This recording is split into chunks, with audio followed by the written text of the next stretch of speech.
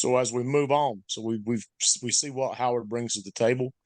Talk a little bit about his limits. Talk about his strengths. I mean, there's a lot there that if you see a Will Howard led Ohio State offense, there's a lot of things that probably are going to go right for him. But nevertheless, there's going to be a bit of a competition here. So, who do we move on to next? We're gonna go to the guy Air Noland.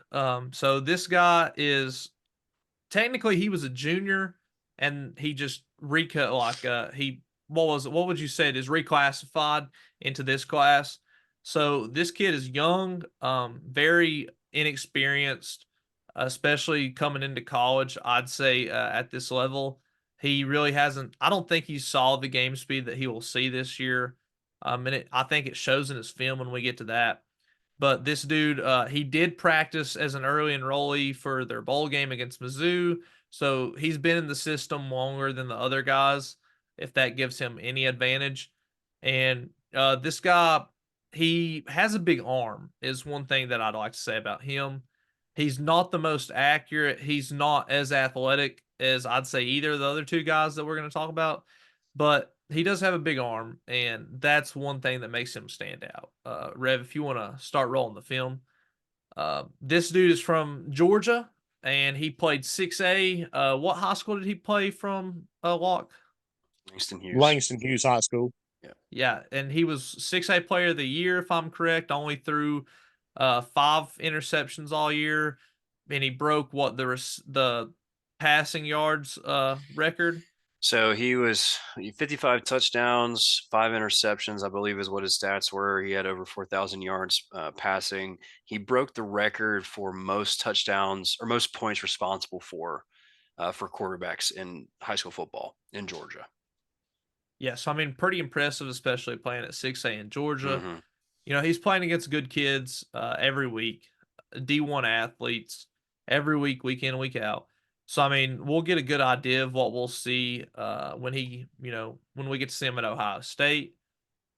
And I think we're going to start with a deep ball, aren't we? Yeah. So something to preface before we get into some of this film. Yes, he has a big arm. He also has some very, very good receivers, which when you play at this level and you're a good quarterback, typically you were going to have good receivers. And of course, him being at Ohio State, he will have some of, if not the best receiving core in the country, because that's just what they're known for. Brian Hartline is the wide receiver guru as far as recruiting, and then also he makes NFL guys constantly. So that is something that he will have continued at Ohio State. That he's used to having when he was at Langston Hughes, which is some very big and also just very great targets to throw to. So that helps him out, and you'll see that as we go through this film. But yeah, we're going to start off with a deep shot, and this is a beautiful ball. He's got the arm. It's right in stride, right in the breadbasket as this guy's running. So you like that a lot. So I like that play, and I like that ball. This one, though, I don't like as much. Now, I know, he still throws at this spot, the back of the end zone.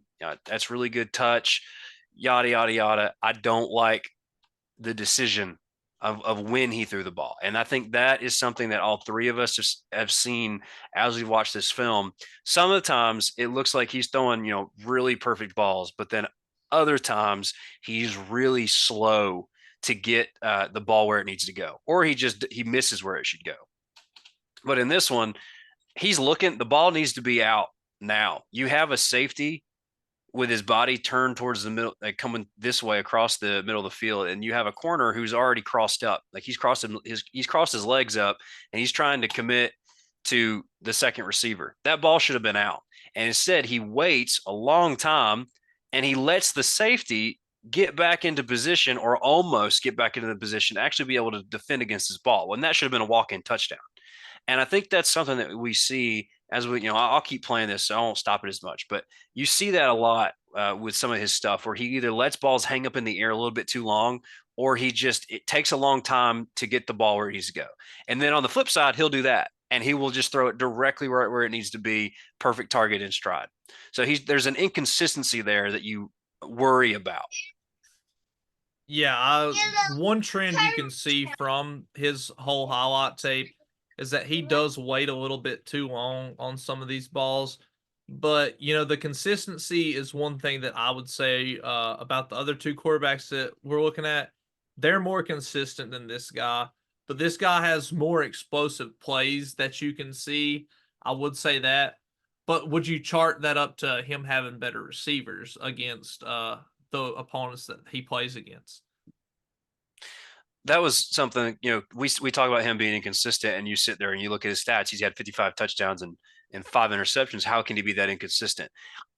I would I would pose an argument that some of these balls that he throws in college or against some better DBs, those are going to be picks. And rather for him, they were catches or touchdowns because he had guys that absolutely bailed him out, that really fought for the ball or made just spectacular catches.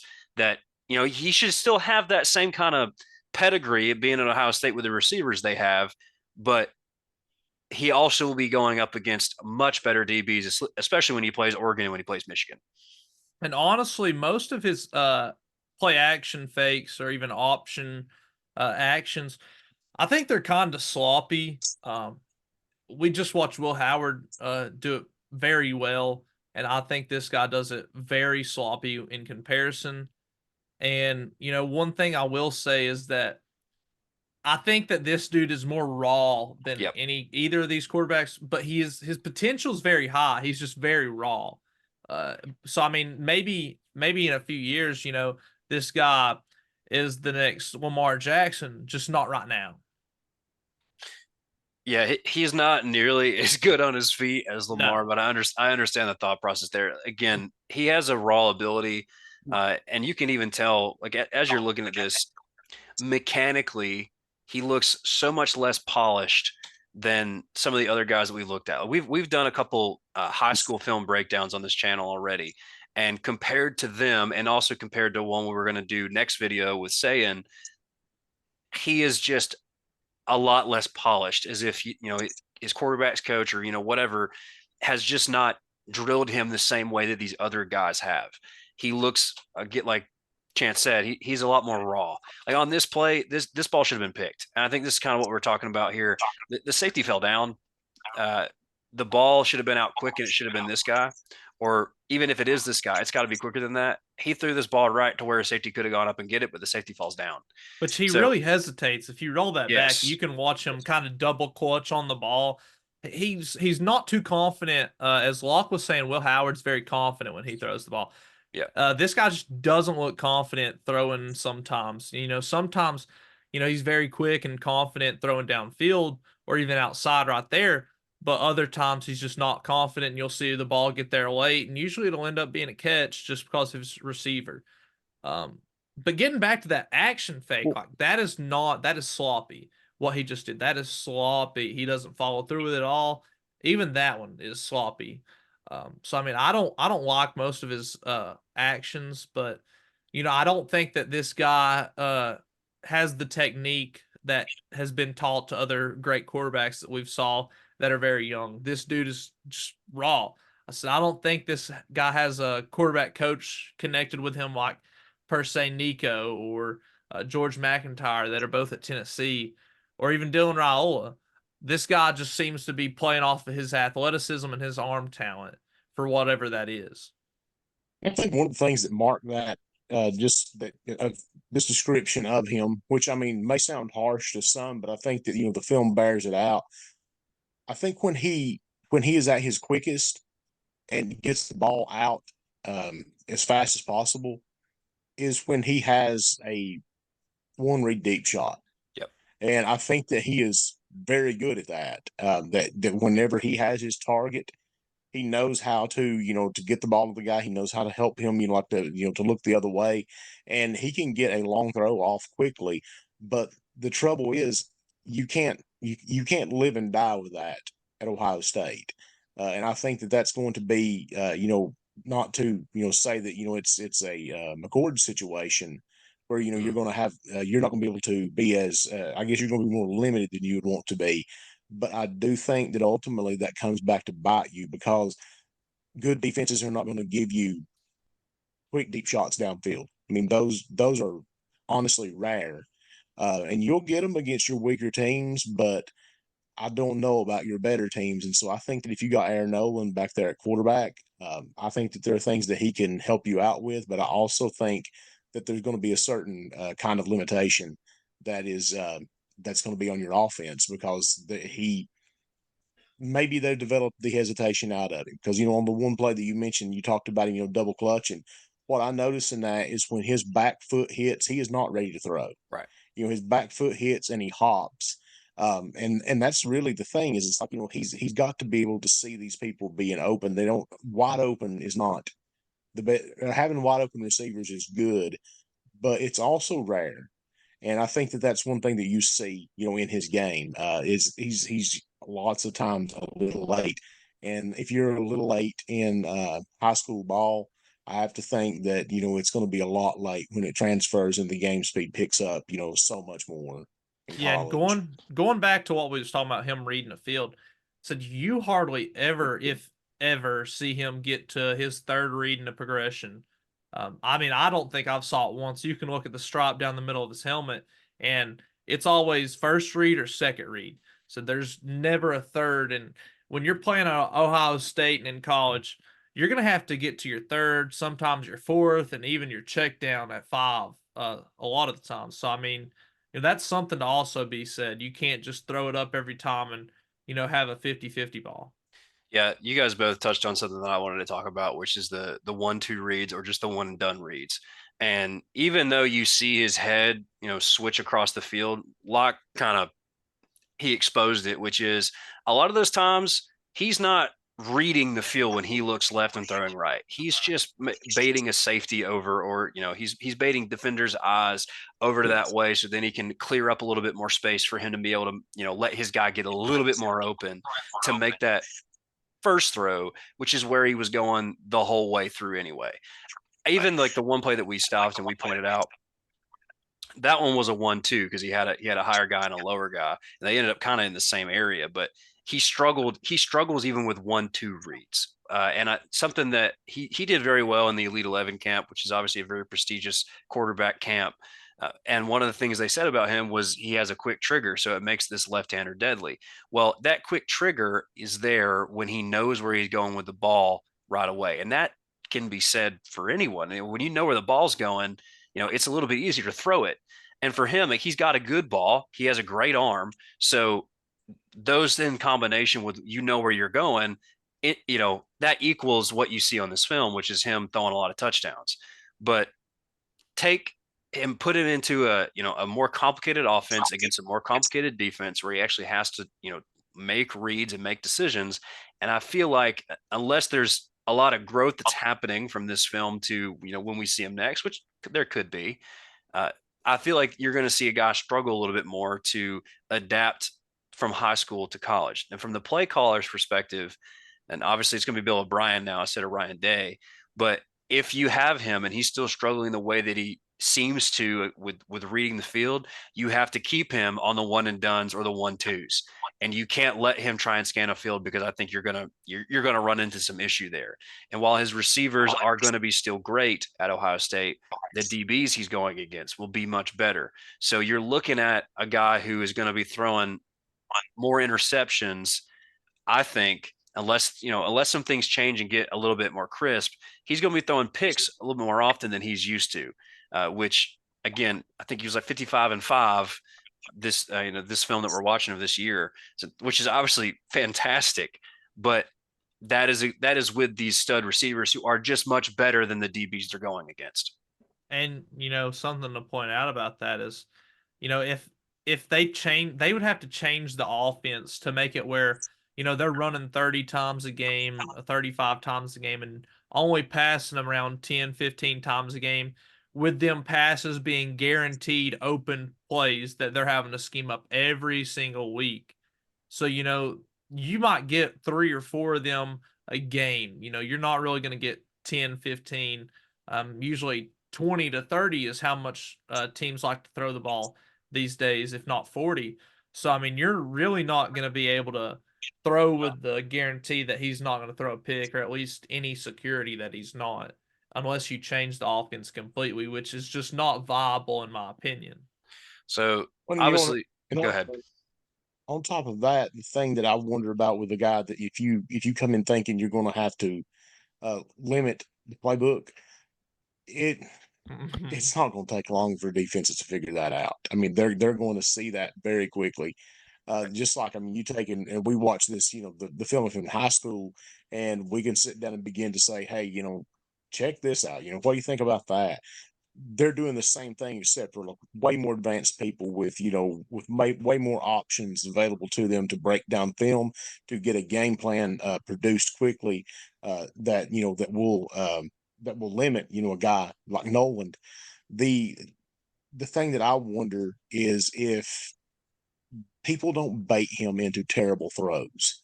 That Mhm. seems to be like the thing that you see happen a lot whenever you have a quarterback whose arsenal is essentially a deep ball and then a two read probably to one side of the field. They're going to start messing with you, and they're going to make you read the wrong thing if they think you have any trouble reading, and you're going to see a look that you think is going to work out for you. The next thing you know, guy comes in, robs the area you're at, and he's off to the races the other way.